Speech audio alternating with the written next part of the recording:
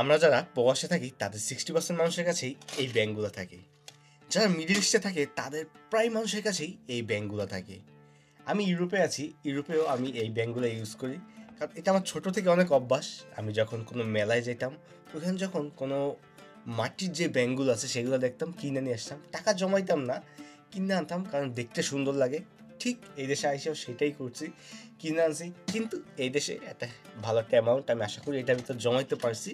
এটা আজকে আমরা ভাঙবো, দেখবো এটার ভিতর কয় টাকা আমরা জমাইছি এতদিনের কষ্টতে। এটার ভিতর প্রায় 30% টাকাই হলো আমার বিভিন্ন টিপসের টাকা। আমি যেখানে কাজ করছি না কেন কিছু না কিছু টিপস পাইছি, সেই টিপস আমি এটার ভিতর জমানোর ট্রাই করছি। আর প্রায় টাকাই হলো মানে একটু একটু করে সেভিংস করছি।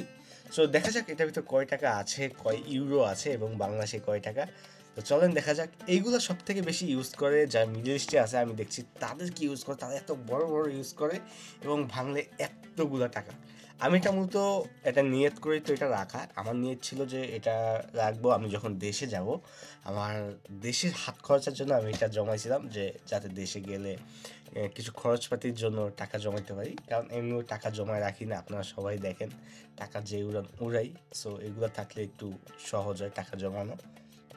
সো চলেন দেখা যাক।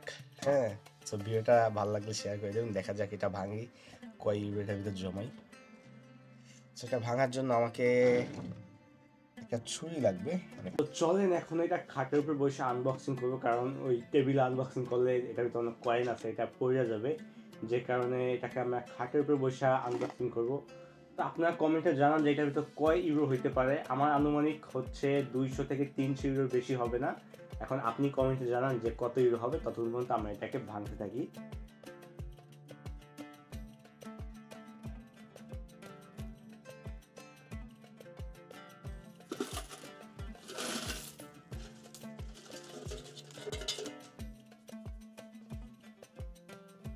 আপনার থেকে সব থেকে সুন্দর লাগে দেখেন এই নোটটা, খালি 100 ইউরোর নোট।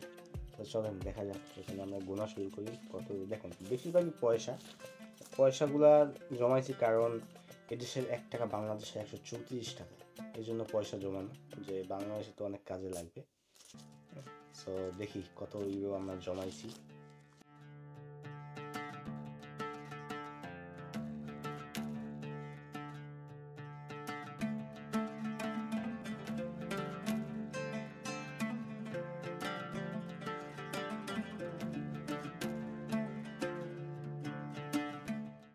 তো এইখানে আমরা নোট জমাইছি হলো 525 টাকা, মানে 525 ইউরো আমরা নোট জমাইছি।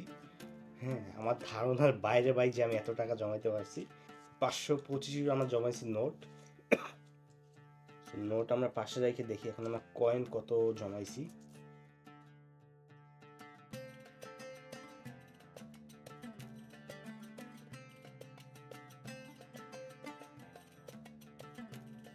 তো আমরা টোটাল পয়সা কালেক্ট করছি 83 ইউরো 20 সেন্ট, এবং আমরা নগদ ক্যাশ কাউন্ট করছি হলো 525।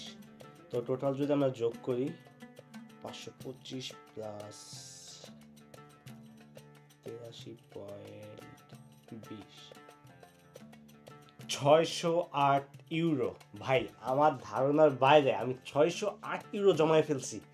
মানে এখানে আমি ভাবছিলাম যে আমি হয়তো 200 থেকে 300 উঠতে গেলে 350 ইউরো আমি জমাইছি। দেখছেন আমার সেভিংসটা যদি আমি এখন আপনাকে বাংলা টাকায় বলি, কিন্তু আমি প্রায় অলমোস্ট 80,000 টাকা, বাংলা 80,000 টাকা জমায় ফেলছি মাত্র 3 মাসে। হ্যাঁ, এটা জাস্ট আমার হাত খরচা। আমি বললাম কি, এখান থেকে যে পয়সাগুলো দেখতেছেন এগুলো সম্পূর্ণ টিপসের টাকা।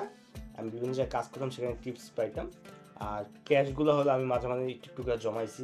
সো এই ব্যাংকটা ভাঙার মেন রিজন বলতেছি আপনার, কারণ অনেকেই কমেন্ট করবেন যে ভাই আপনি তো একটা ভালো অ্যামাউন্টের স্যালারিতে চাকরি করেন, তারপরও কেন এটা ভাঙলেন পুরা ফুল না হওয়া পর্যন্ত। আমি বলি আমি একটা সাইকেল তৈরি করছি, যে সাইকেলটা অলমোস্ট বাংলাদেশি টাকায় 3 লাখের কাছাকাছি চলে আসবে। আমার খরচ যাবে সাইকেলটা, ইলেকট্রনিক সাইকেল অবশ্যই। হ্যাঁ, তো সেটার জন্য আমার অ্যামাউন্ট লাগবে, কারণ আমি আগামী মাসে যা স্যালারি আসছে তা আমার হবে না। কারণ আমি কখনো কারোর থেকে ধার করে চলার লোক না। আমার যতটুকু আছে আমি সেইটুক দিয়েই চলার লোক। হ্যাঁ, সো চিন্তা করলাম যে এটা যেহেতু আমার সেভিংস, আমার সামনের মাসে স্যালারি আসলে আমি এটা আবার অ্যাকাউন্টে রেখে দিব। সো জাস্ট এই জন্য আমার এটা ভাঙা। সো প্রবাসী ভাইরা কমেন্ট করবেন যে আপনারা কারা এরকম টাকা জমাইতে পছন্দ করেন আমার মতন। ভাই আমার এগুলো জমাইতে খুবই ভালো লাগে। হ্যাঁ, কারণ দেখেন ছোট ছোট অ্যামাউন্ট দিয়েই কিন্তু এটা বড় একটা অ্যামাউন্ট হয়। দেখেন আমি এখানে আমার ধারণা ছিল যে এখানে 400 থেকে মানে 200 থেকে 400 ইউরো হবে, কিন্তু সেখানে আমার ধারণার বাইরে যে এটা 600 ইউরো হয়ে দাঁড়াইছে। তো এটা আমার এখন বিপদে কাজে লাগছে। হ্যাঁ, সো এরকমভাবে যদি আপনারাও সেভিংস করেন, যা প্রবাসে থাকেন, সেভিংস করতে পারলে ভাই সব দিক দিয়ে লাভ। শুধু ব্যাংকে সেভিংস করলেই হবে না, হ্যাঁ সেভিংস নিজের ঘরেও করতে হবে। দেখা যায় এটা আপনার বিপদে কাজে লাগে। সো আজকের ভিডিওটা এত কি, ভিডিওটা কার কাছে ভালো লাগছে, যদি ভালো লেগে থাকে ভিডিওটা শেয়ার করে দিবেন আপনার সেই প্রবাসী বন্ধুর কাছে। সো ততক্ষণ ভালো থাকেন, সুস্থ থাকেন।